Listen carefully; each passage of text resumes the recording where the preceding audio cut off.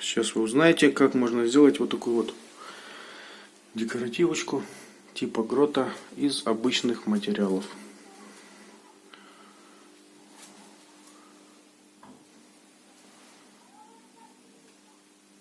Весь процесс будет в этом видео.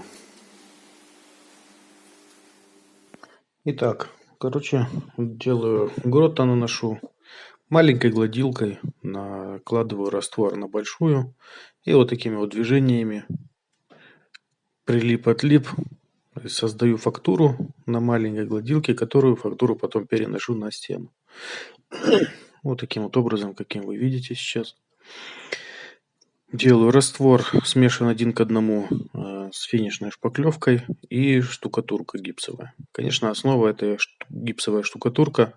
Можно штукатурки больше давать. Потом у меня на одну кусок стены не хватило, и я ее шпаклевки финишной в смысле не хватило, и я делал уже чисто из штукатурки, не добавлял шпаклевку. Получилось, не видно разницы. Вот. Так, вот так вот делаем. Сначала шпателем накладывал маленьким десяткой. Ну, что-то слишком много инструмента, руки 2. Не получалось очень. А потом попробовал делать гладилкой маленькой, накладывать. И вообще отлично. Вот таким вот образом все это делается. Вот. Не сложно вообще ничего. У меня, конечно, есть видео одно на эту тему уже старое. Сколько года? 3 назад я его делал. Но там мне не получилось покрасить. Здесь в этом видео будет покраска. Уже все этапы получается. От начала до конца все этапы в этом видео будут.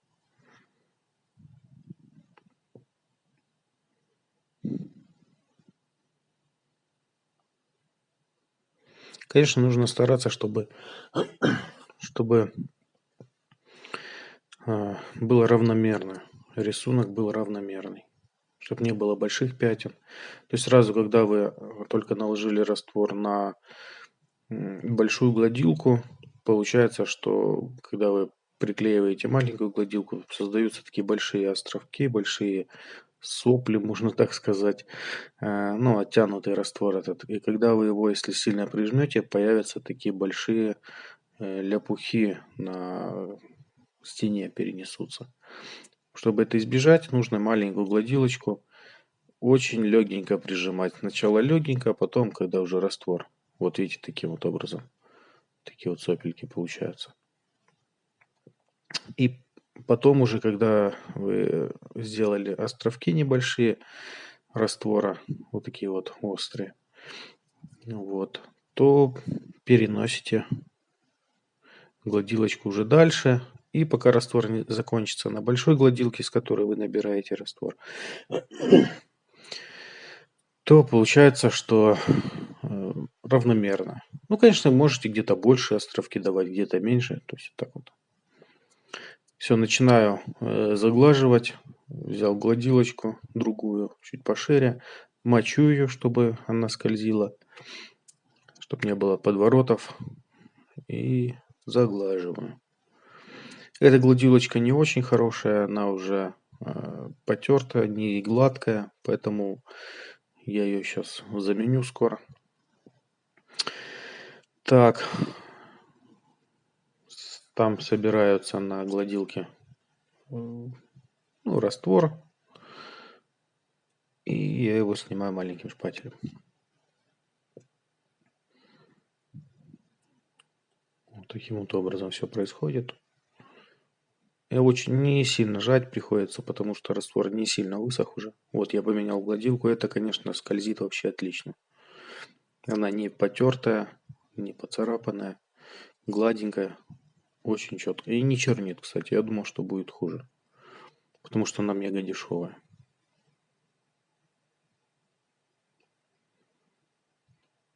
Когда уже раствор немного подсох дальше, то уже еще больше прижимаю, чтобы загладить вообще. Ну, конечно, не полирую. Этот раствор не полируется. Ну, в принципе, вообще отлично. Мне нравится.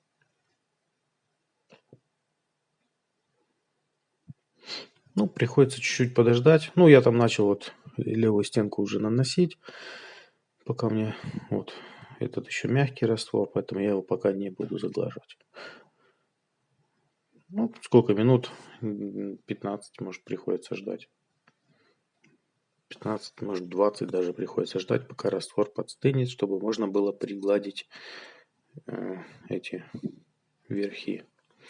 Вот уже сделал все остальное таким же способом. Все по чуть-чуть, по кусочкам. Там полосы разделены. Полосы разделены скотчем, так как там будет шкаф. И оставил место для этой обвязки ДСПшной. Ну, шкаф купе будет вот там, где зеленый гипсокартон просвечивается.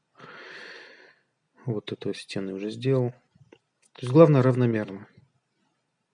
Тут, конечно, у меня чуть больше островки получились, но не критично. В принципе, в целом неплохо смотрится.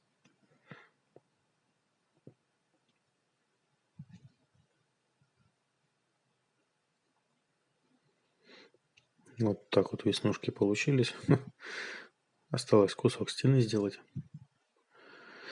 Теперь следующий этап, это когда уже все высохло, через пару дней сбиваем острые такие завертыши, которые остались от гладилки, и красим. Красим все обычной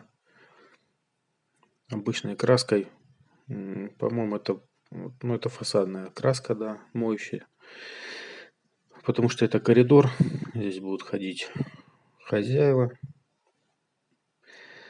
Потом в следующий этап мы покроем лаком краску, чтобы можно было там где-то, если рукой дотронешься, ну, как обычно, там где-то вокруг включателя будет, может быть, загрязнение. Вот таким вот образом. Просто обычным валиком красится, мохнатым. И хорошо нужно прижимать, чтобы закрасились все и внутренности, где-то поры какие-то, чтобы все залить краской, не было, чтобы пропусков. Потом под верхом между плинтусом и стеной нужно прикладывать. Ну, конечно, можете плинтус обклеить скотчем малярным. Ну, проще, быстрее это приложить какой-нибудь шпатель. И вот таким вот образом кисточкой потыкать, можно сказать, чтобы создать фактуру такую же, как валик.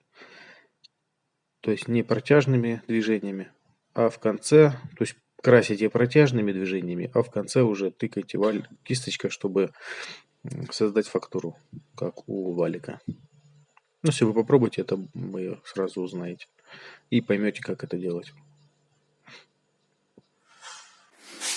Покрыли стену лаком. Лак ВГТ. Вот такой вот. Написано матовый, бесцветный, но что-то он не сильно матовый. Все равно блестит чуть-чуть. Можно перламутра не давать, наверное. Не, ну мы перламутр дадим. Перламутр у нас также ВГТ. Все дешево. Универсальный. Так. Перламутровая серебристо-белая. Вот. Сейчас мы это все покроем. Валик поролоновый. Будем раскатывать на ровной поверхности. А для этого нам послужит крышка от ведра. Все, наливаем. Посмотрите, как делают валики. Очень по центру отверстие для валика. Для вот этого вот. Вообще четко по центру. Вообще прикольно. Это сменные картриджи, так что наливаем. Снимаю с руки, штатив забыл дома. В перламутр добавил немного грунтовочки, чтобы было чуть-чуть жиже. Разводим с грунтовочкой. Вот такая вот густая. Вот грунтовочка глубокого проникновения, любая в принципе пойдет. Чуть-чуть добавляем. Ну, почти половина, 1 к 1.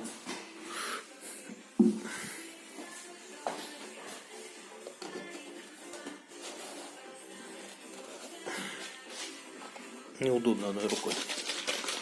Вот так просто болтаем. Вот на руках хорошо блестит тоже.